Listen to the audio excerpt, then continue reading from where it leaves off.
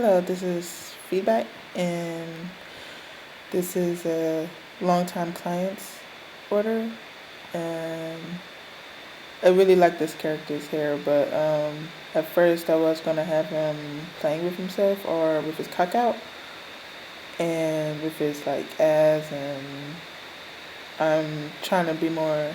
Where I aim to be more dynamic this year, and but I changed my mind with his position. And because it just seemed to still boring of the same exactly what I'm trying to change. So this is me changing it to a more, even more dynamic angle, which is what I was trying to go for. So at first I was trying to figure out where his hands were supposed to go, and I was like, should it be down or like reaching for his hair? So um, the only thing I kept from the very initial pose was his hair, was his the closest hand moving his hair away, and everything else just flowed along the idea of me, his hair just flowing around. And I really do. I try to I just go aim for what looks right, and it may be wrong, um, but as long as it looks right, then it's good. And that's my like trick with any anatomy. It's just so- trying to make it look right, even though it's not. Just make it look like it'll pass. Like I would be okay with seeing that. So now I'm trying to explore more. I do like drawing hands a lot. Um, there's still like certain kind of movements where I'm like, I feel I need to perfect, and this is one of them that I feel I should perfect. Like it's mainly the pointer finger and the thumb that I always like trip me out. Where it feels like it trips me out, or it doesn't look as good as the other three fingers. But yeah, so I do enjoy this angle a lot, but I just don't do it that often. I try not to do the same poses like ever. I hate recycling old shit when I could just make new shit because there's so many ideas out there. Like why use the same shit over and over again? And but I really like how that one leg is like to the side. I like I like curves, and I like flowy shit. As you can see, it just looks good to me. And I mean, not just looks good. It's like it's one of those things where I would be like, okay, it could be like used all the time, but I wouldn't mind it. Like one of the very few things where it might become cliche and I wouldn't mind it as much as I would like 90% everything else. But see how flowy his hair is? I always liked his hair. Uh, I played with this character before, and I always think I have his face wrong. Um, I know I just remembered the thought, but cause it's like I'm not sure if he's supposed to be cute. And I do have the reference, but in the reference he's cute, and it's funny looking at um, references because sometimes the references are like way toony, and obviously my go-to style, isn't toony like at all. So it's like how to translate that. And sometimes I could translate the age or the um, like facial structure of the character, but sometimes most of the time I just have to go with what I feel is right, and that's what I do with Tony styles that be coming as reference. So I do like his face here. Um, I like this angle with the face, and this is actually one of my favorite position of the face because I like the intensity that it could bring. And like I keep saying, I love his hair. Hair, I mean, straight hair is easy, but it's just like it's fun because it's a flow, just like with pretty much everything that I prefer to work in, like poses and angles, everything. I just like a flow of things, something with a sense of balance, like even symmetry and asymmetry could be like have a flow to it. And that flow, I believe, is what catches the eye.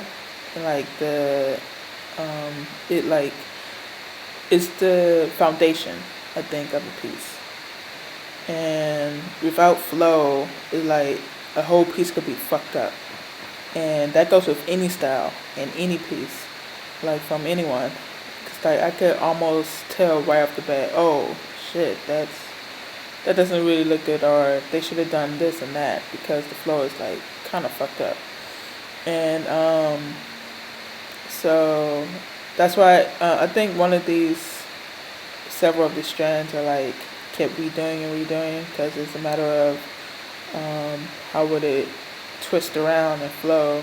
Like the one between his legs, I wanted something there, but I didn't want it to follow like too straight. And that's another thing. Like that's another fun thing with flow. It's like the same movement can be too repetitive, and that just boring, and that just corrupts the flow, so to speak. So it's good to have like different movements, especially hair, because it could go any which way, especially with wind, and that's why I take advantage here. So at first I was going the shoot down and to the right, yeah, to the right, but you have to mix it up, otherwise it's just gonna look too bland or not really solid. It's going to be weak. It'll like make the whole picture weak. And so this is me just sharpening up the lines. Like it was with like the first the major parts that actually only took 30 minutes. And I actually had to leave. I was at a coffee shop and I had to leave and pause the recording and come back. So when I paused, I was pretty much done, but I just didn't sharpen up. So this is the second part we're in now. This one took a bit like longer.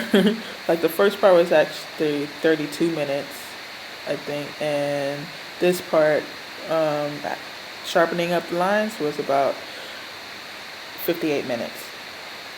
And so it's just I had to do something with that hair. I couldn't just have it the regular line art I do with overnight. Like I had to do something about it.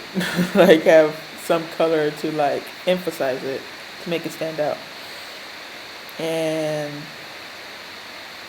so I just had to like, I know it would be more work. That's another thing with overnights. Even though I know it's going to be more work, sometimes if I think the pitch calls for it, I have to do it. Like I can't just not do it. And even though I'm like, man, they should pay me for this. That's my immediate thought, where I'm like, when I go a bit more than what I should, I'm like, man, I wish I got more money for this. But that's not the point of why I do it. I do it for the betterment of the piece. But it's just funny that it always comes down to that. Like my business side just chimes in. It's like getting pissed at me for not for going a bit beyond what I should or what the surface calls for. But I like doing that. Sometimes it just calls for it. Calls for a little extra bit to make it good, like to my standards. And that's really my aim with any of these pieces, just to be good to my standards. And if it doesn't fall for that, then something's wrong and I have to change it. So I'm loving the hair flow of this, and I'm really glad they ordered the process video. This is the second one, even though it's the first recording of the two, because I wanted to make sure I got the two separate recordings together, right? So, oh yeah, and this guy have like really, has white hair, and so I didn't want it all white, but see, this is this is like the extra bit. This is what took the longest. I mean, like, I love the flow of his hair, the line work. That part's easy, but then if I have to color, I'm like, fuck. I have to go in and like select properly and all that. But see, I had to sharpen up the lines. That's like a little shortcut to make the lines darker. Is you just multiply, or like you copy the line and then blur it, and then on top of the real line, and just either multiply, no, overlay sometimes, but sometimes you just leave it as is. This is a long old trick I learned ages ago, like years ago, before my first it was some tutorial. I don't know. I forgot how long ago it was. I forgot what they were doing too. But that's it. And hope you kill your enemies. Bye.